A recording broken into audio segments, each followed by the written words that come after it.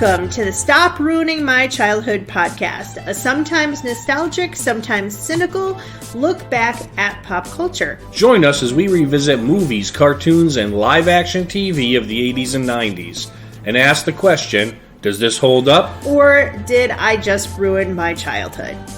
My name is Megan. And I'm Steve.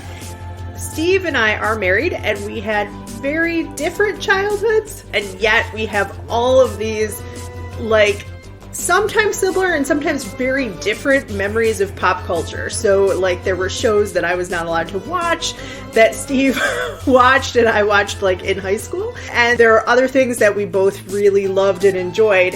So, what very often happens is that one of us will be thinking back in the past and looking back nostalgically, and the other person will kind of ruin it.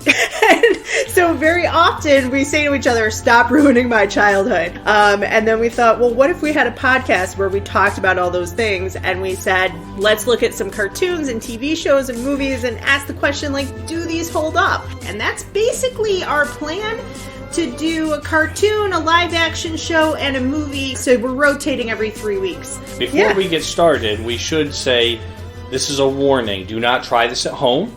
This is the worst thing you could do is to take cherished, beloved memories of your childhood and then look at them from a nostalgic, somewhat cynical adult lens and realize that they're not the rainbow-colored glasses memories that you had. Yeah, I think, or watch along with us. That's the other option. We also have links on our blog for where you can watch along with us. So the episodes that we talked about are listed there, and you can visit us there at stopruiningmychildhood.com. We also have links where you can listen to the podcast that you're already listening to right now, and links to follow us on our social media. So thank you so much for listening. Once again, my name is Megan. And I'm Steve. And if you can leave a review and like us and follow us, we would really appreciate it, because for a small podcast like ours, it really makes the difference. Thanks, everybody.